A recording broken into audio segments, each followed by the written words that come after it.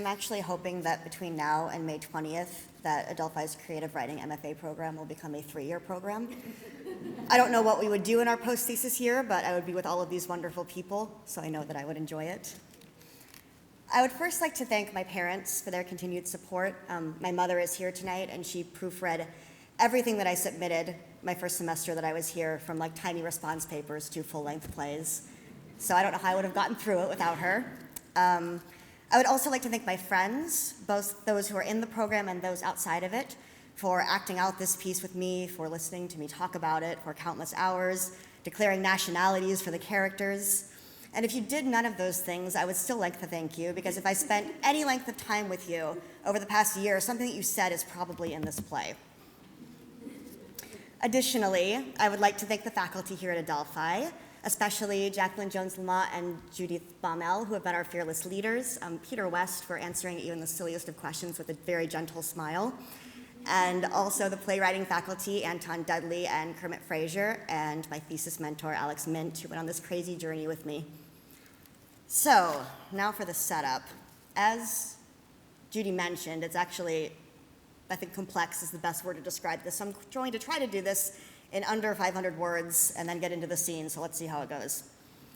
The year is 2027, and a cure for homosexuality has recently been discovered. Such a cure would be unprofitable if no one wanted it, so a group of medical corporations, known only by a 4-digit number, have launched an attack on the gay community. Through propaganda, the corporations have managed to convince a large portion of society that homosexuals are dangerous, and eventually a bill was passed making the procedure mandatory.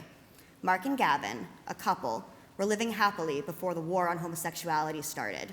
Their daughter Lucy was born via a surrogate mother who was their best friend Jazz.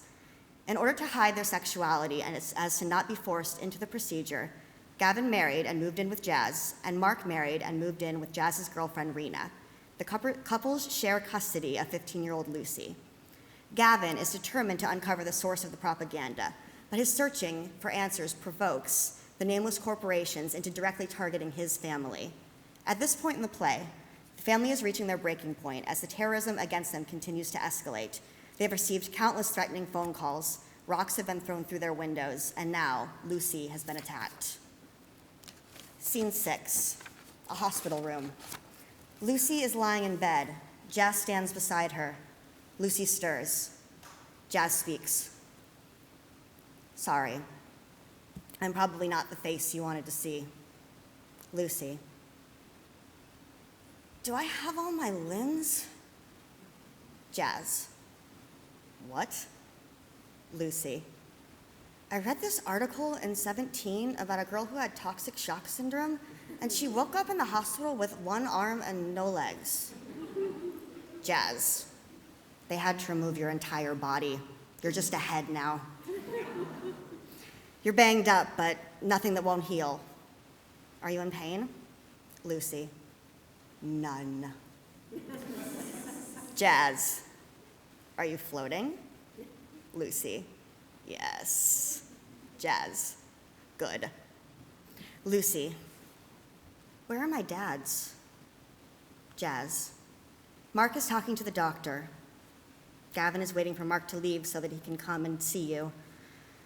We're going to have to visit you in teams. Lucy. Things just got a lot more dangerous, huh? Jazz. Yeah. Lucy. What are we going to do?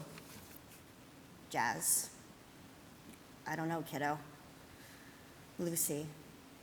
I told Carmen about you guys. Jazz. What? Lucy. She always talked about how stupid the hate was. She was all, yay, gay people. And I wanted to be able to talk to someone so badly.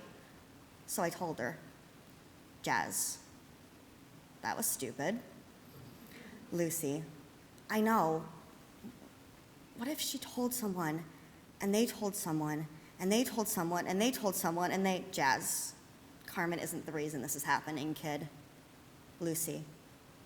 I want it to stop. Jazz. Me too. Lucy. It's pretty weird that you're my mom, but you weren't my mom because I don't have a mom, but now you have to pretend to be my mom, but you are my mom. I'm not making any sense. Jazz. I'm deciphering, okay. Lucy. You know what it feels like to float. Jazz. What? Lucy. Rinna told me that you've smoked pot. Jazz. She loves to tell that story. Lucy. I'm failing math. Jazz. That morphine is like a truth serum. Lucy. I'm injured, so you can't yell at me. Jazz. I'll wait till you've recovered and you're off the drugs. Lucy. Thanks. I appreciate it. Did you like it? Jazz. Like what? Lucy. The pot. Jazz. I told Rinna that I hated it, but it wasn't terrible. Lucy. No? Jazz. Everything was funny. I told a joke where the punchline was the quadratic formula. I wish I could remember it. Lucy. Those things are never as funny later. Jazz. You talking from experience? Lucy. No. Jazz. Okay. Lucy. I'm really not. Jazz. I believe you. Lucy. I drank a wine cooler once at a party. Jazz. Yeah? Me too. Lucy. I threw up in the bathroom. Not because I was drunk. I think I was having a panic attack over the guilt. Jazz. Maybe Catholicism is the right religion for you.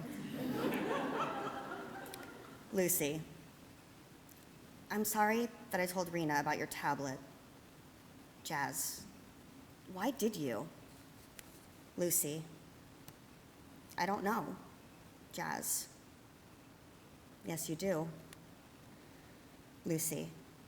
I don't. I just know that I want things to go back to the way they were. Jazz.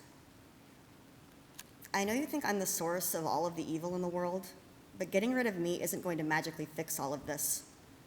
Lucy. Were you actually considering doing it? Jazz. Someone has to do something. Lucy. How would that help? Jazz. These people work in symbols, rocks, phone calls, faceless voices. It would send the message that we're done fighting. Lucy. You want to give in? Jazz. I don't know what else to do. Lucy. Don't let my dad hear you say that. I don't think he'll ever give up. Jazz. Rinna wasn't too pleased. Lucy.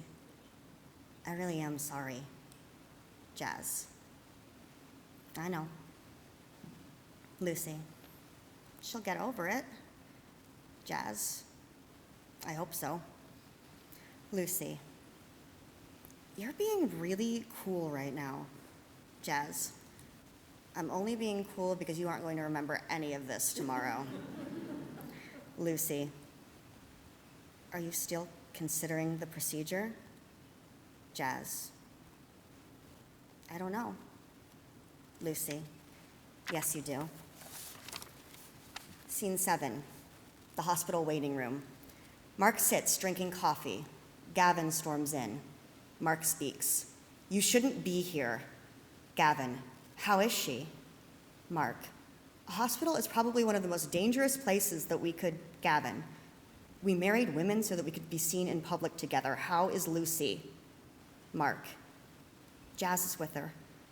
The doctor said she's going to be fine. I'm waiting for him to tell me whether they are keeping her overnight. Gavin. Okay. Then we can move on to other things, more pressing matters. Mark. What is more pressing than our daughter? Gavin.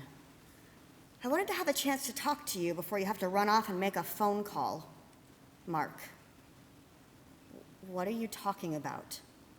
Gavin. Did you really think I wouldn't be able to figure it out?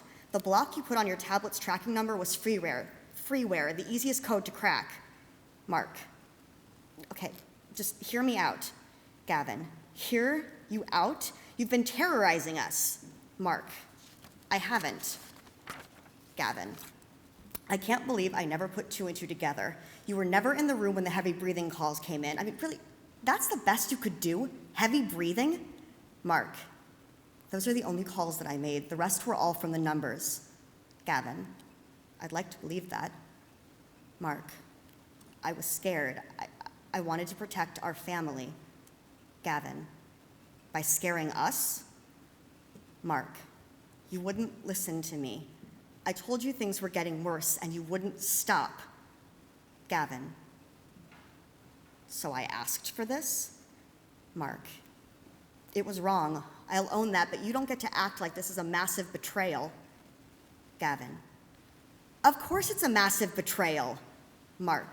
How many times have you lied to me since the number started attacking? Gavin. Well, I'm not sure when the number started attacking. When did you make your first phone call? Mark.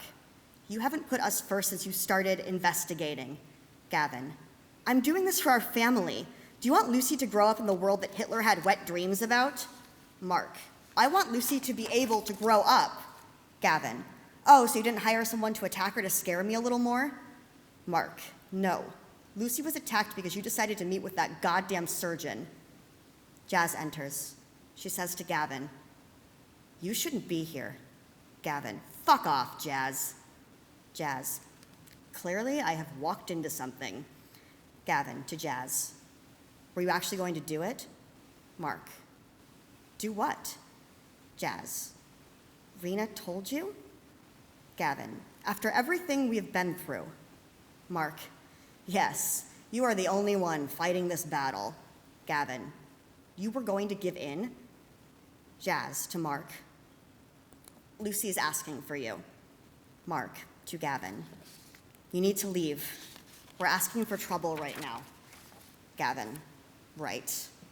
I should leave Lucy in the hands of her dedicated biological parents. Jazz to Gavin.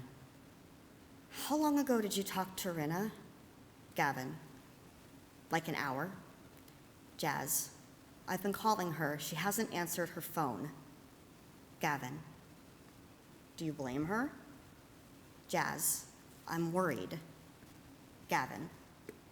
You want me to go check on her? Jazz. Don't do it for me. Lucy is going to want to see her. Gavin. Look, we're in the wrong configuration. Mark should go. Mark. You said it yourself. We're her biological parents. It's not going to look strange that we're together. Jazz. But we don't want to piss the numbers off by being in the same place at the same time. Gavin. Hospitals are their turf. Jazz. Bring Rena back with you, and then we'll switch out so you can see Lucy. Gavin to Mark. Give me your key. I'm not going to wait outside in the hallway while she tries to figure out if I properly performed the knock. To Jazz. While I'm gone, why don't you ask Mark about the phone calls? Jazz. What about them? Thank you.